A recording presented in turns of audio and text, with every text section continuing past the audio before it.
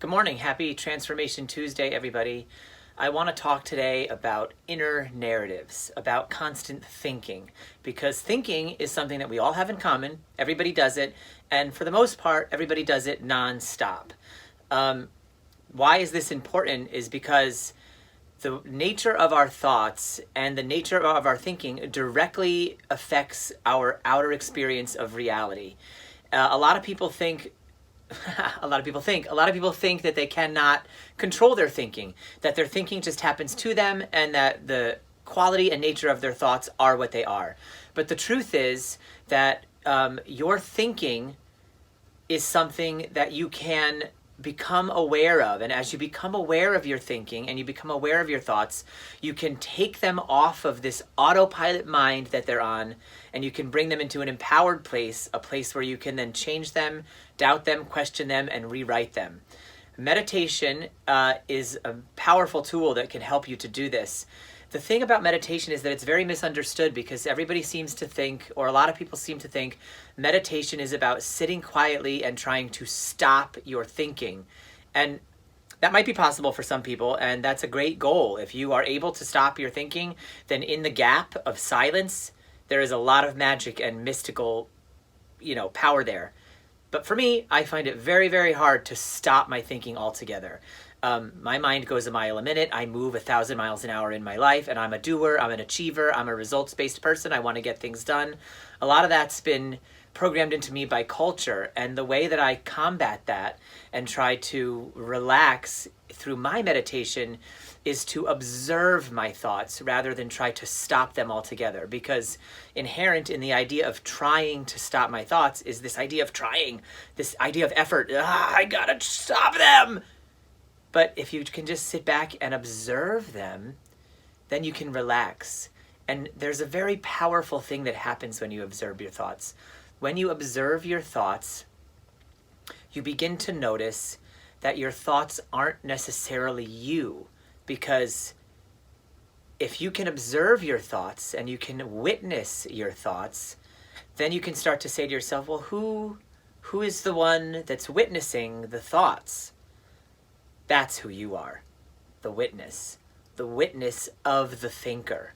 The thinker is an automatic thing that we all have within us, and it comes online when we're kids. As soon as we learn language, and as soon as we learn to speak, and as soon as we learn words, we develop this inner thinker, which thinks for us and then develops an inner narrative.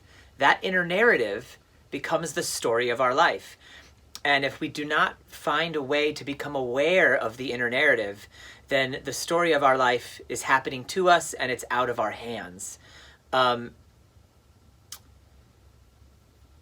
So I want to give you guys a 5-step process that you can do to become more aware of your inner narratives.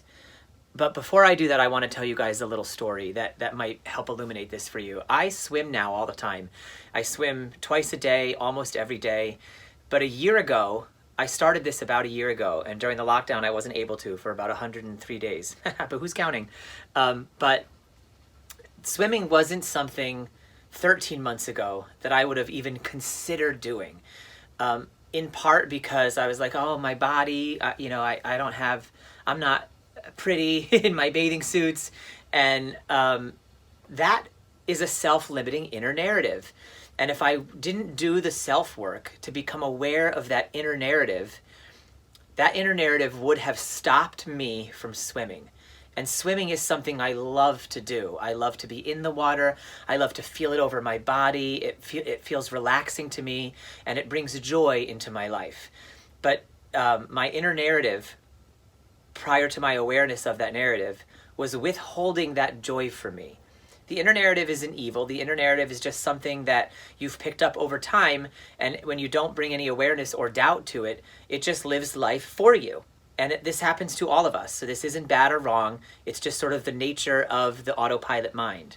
I was working with a coaching client the other day, and swimming also came up for her, and she said the same thing to me, that I basically asked her what brings her joy, and she mentioned swimming, and her whole face lit up, and she was like alight with joy and passion.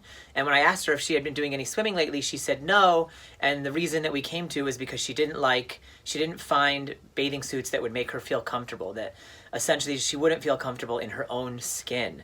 And that is just an inner narrative. And what I explained was that almost everyone that you know is very, very, very self-absorbed. And that's also not evil or wrong. That's just the way it is. So 99 out of 100 people are not going to be concerned about your bathing suit or what you look like. They're concerned with their own lives, their own autopilot mind, and their own inner drama. So at the very least, we can allow that to set us free. People are not watching you. They don't give two clucks about you, okay? They are just trying to do what's best for them in every moment, in every day, all the time.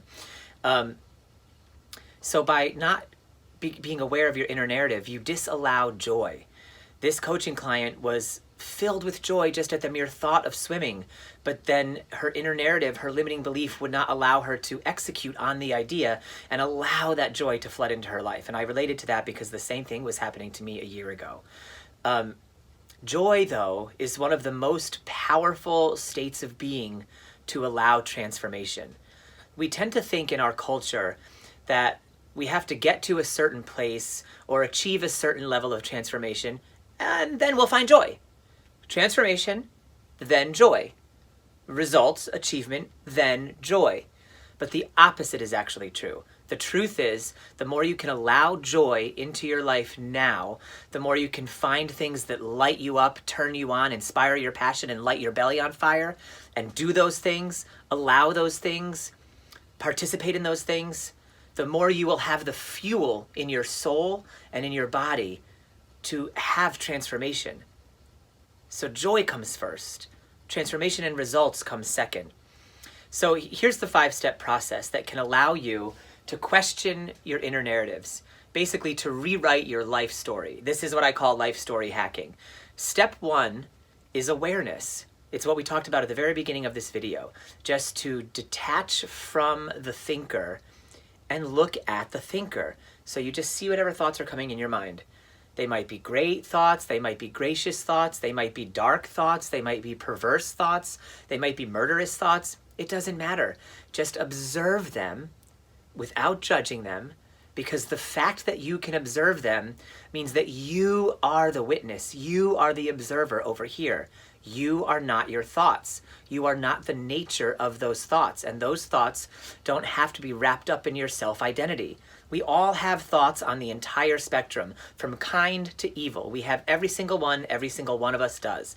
So the idea here is to just understand that, know that, and as you observe the thoughts, drop your judgment about the thoughts. Second is at step 2, as you're observing the thoughts and trying to be in a place of non-judgment, add some skepticism in, add some doubt. Don Miguel Ruiz talks about in his book, The Fifth Agreement, which is a powerful follow-up to the 4 agreements. He adds this 5th agreement, and he said the 5th agreement had to be a separate book and it had to come out later because until you understand the first 4, the 5th one won't make sense to you. The first 4 are about being impeccable with your word and developing this awareness. So if you haven't read the 4 agreements, do that. It will help you to step back from your thinker and observe from a higher state of being.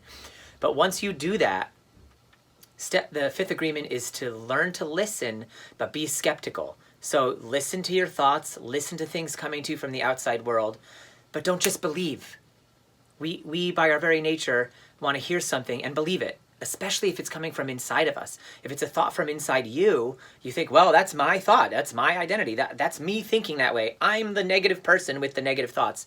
But that's not true at all. They're just thoughts. We all have them. We all have thoughts that run the entire gambit. So inject some doubt, inject some skepticism and say, is that thought mine? Do I also align with that thought? Or is it just a thought coming through my brain because of the programming, because of the constant influx of information, media, and data in our culture? Just give some doubt. That doubt gives you space to breathe and space to do step 3, which is to question the thoughts. The work of Byron Katie is very powerful work, and she actually calls it the work. And it's a process of becoming aware of and then doubting and questioning your thoughts. When a thought comes up that's particularly charged for you, you can say to yourself, is that thought true? Like, for example, I look terrible in a bathing suit, or in a bathing suit, I will be too uncomfortable to go in public. Is that true? Is it empirically true, or does it just feel true to me emotionally? Is it always true? Can I think of a time in my life when that thought wasn't true? Can I think of an instance on the planet when that thought isn't true for somebody else? Because the more that you can ask and question the thoughts, you can realize that your perception of the thought has a lot of flaw in it, has a lot of room in it for change. And when you become aware, inject doubt, and start to question the validity of your thoughts, specifically your negative thoughts, you pull back a lot of your personal power. Step 4 then is to edit your thoughts. Editing them means that you go into the thought, the negative thought, the thought with a lot of charge, and you say, okay, I don't think I look good in a bathing suit. And you say, swimming is going to give me joy, so it doesn't matter what I look like. You just edit the thought slightly, and you sit with that one. Muhammad Ali talks about affirmations, and he says affirmations lead to belief. And once that belief becomes a deep conviction, things begin to happen. This is a boxing champion, so he knows a little bit something about affirmations and about belief. And the idea here with editing is that you take the current thought that you have and you edit it into a new, more empowering feeling thought. And then through repetition, you allow that thought to become more of a habitual part of your thinker. It's still not you, because all thoughts are the thinker, not you. But the thinker has a powerful effect on our vibe, on our body, on our emotions, on our state of being, and on our experience of the world. So even though the thinker isn't your identity, the thinker still has a lot of power to dictate your experiences in life. So you want to take care of that thinker and bring self-love to that thinker. So edit your thoughts. And then step 5 is to rewrite your thoughts. This is where the repetition comes in. Science tells us, modern science and science from 100 years ago tells us that we learn through conditioning. That's why practice makes perfect.